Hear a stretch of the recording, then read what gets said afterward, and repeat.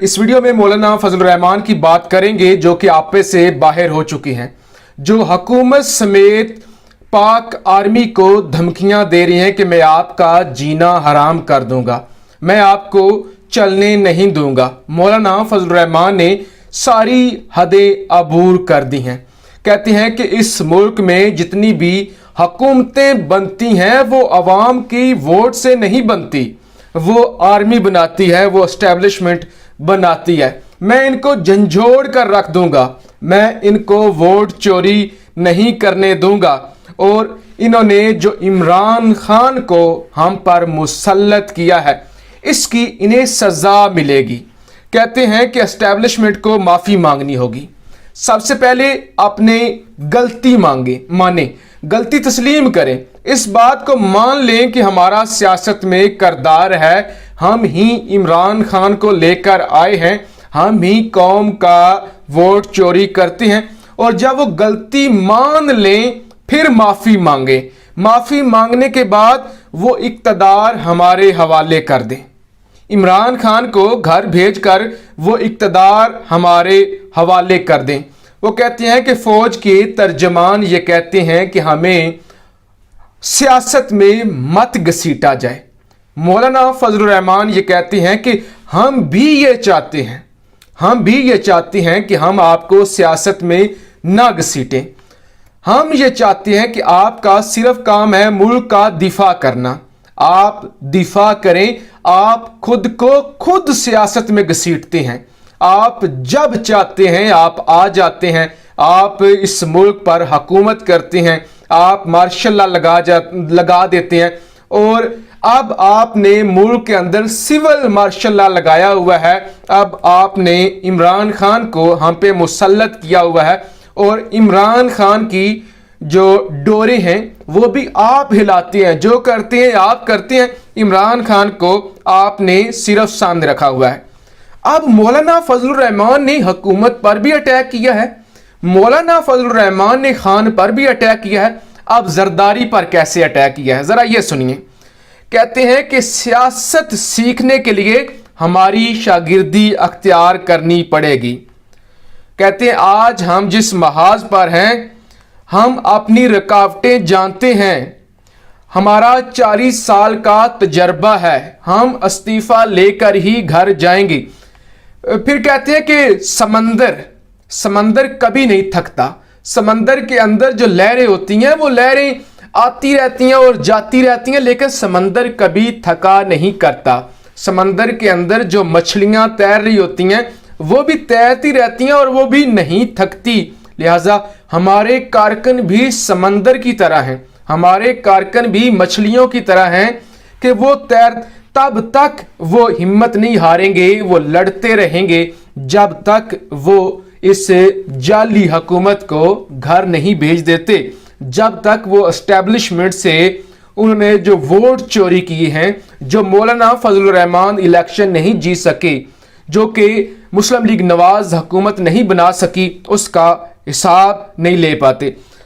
अब मौलाना फजल रहमान कहते हैं कि सियासत सीखनी है तो हमारे पास आओ, हमारा 40 साला तजर्बा है। सियासत के कुछ असूल होते हैं जो हम ही आपको सिखा सकते हैं, हमारी शागिर्दी आपको अख्तियार करनी पड़ेगी।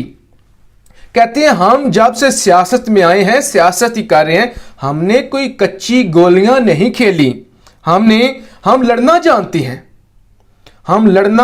हैं, हम हुकूमत को घर भेजना जानते हैं। अब आपको पता है कि जब बेनज़ीर भुट्टो की बरसी थी तो उस वक्त खिताब किया था आसिफ अली जरदारी ने।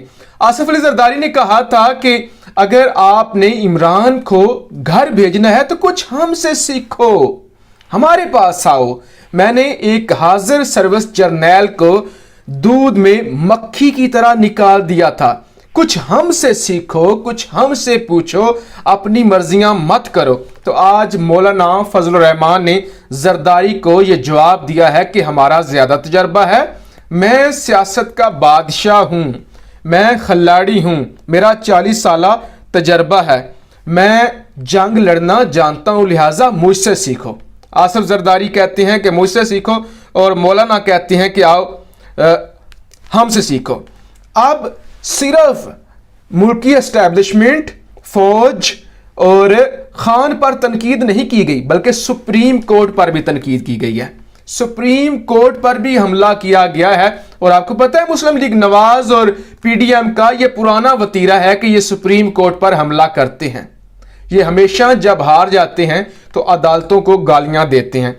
अब कहते हैं जिस तरह से 2018 के अंदर इलेक्शन चोरी किया गया, जिस तरह से 2018 में इमरान खान को मुसल्लत किया गया, हालांकि इमरान खान कभी भी इक्तदार में नहीं आ सकता था और उसको वहां पे मुसल्लत किया गया।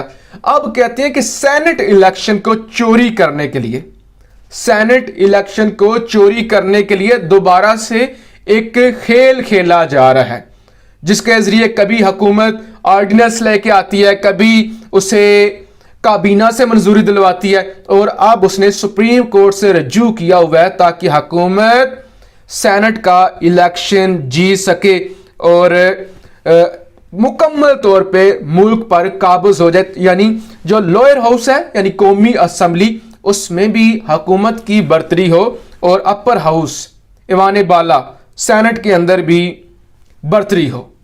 अब मौलाना किसी को भी नहीं बख्शते।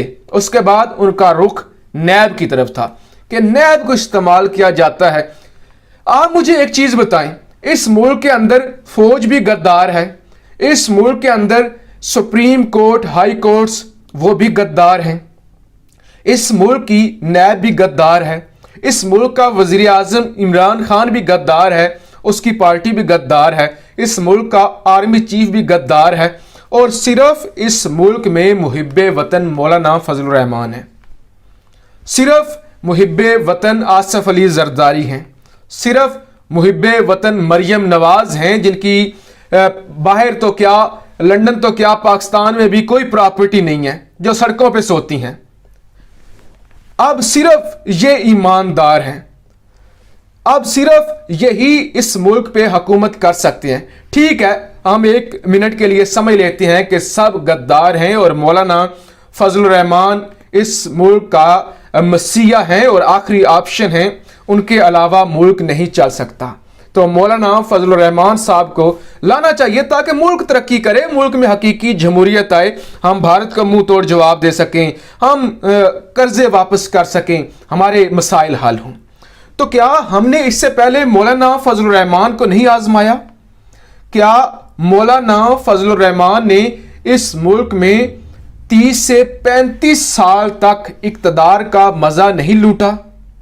क्या मौलाना फजल रहमान के दौरे इक्तदार में कश्मीर आजाद हुआ? अब जरा बिलावल भुट्टो जरदारी की सुनिए, वो क्या कहते हैं। बिलावल भुट्टो जरदारी कहता है कि मार्च तो होगा। बिलावल भुट्टो जरदारी कहता है कि मार्च में मार्च होगा, हम आपारा में मिलेंगे, फैजाबाद में मिलेंगे, हम डी चौक में मिलेंगे, हम सारी जमातें अपने अपने इलाकों से निकलेंगे और हम दमादम मस्त कलंदर करेंगे और खान को घर भेज कर ही वापस आएंगे। तो सबसे बड़ी रुकावट पीपल्स पार्टी थी कि पीपल्स पार्टी डिच करवा रही थी, वो नहीं मान रही थी इस्तीफों के मामले पर भी और बाकी चीजों पर भी। तो अब पीपल्स पार्टी के सदर ने भी ये ऐलान कर दिया है, चेयरमैन ने, कि हम भी लॉन्ग मार्च करेंगे, बल्कि लॉन्ग मार्च नहीं, हम धरना देंगे।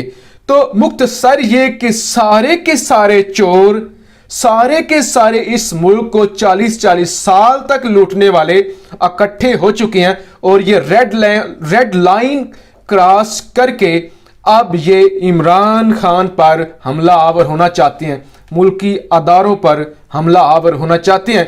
और मैं इससे पहले कई वीडियोस में बता चुका हूं, इसके पीछे सऊदी अरब का हाथ है, इसके पीछे अमेरिका का हाथ है, क्योंकि जो बाइडन पाकिस्तान में इमरान खान की हुकूमत नहीं चाहता।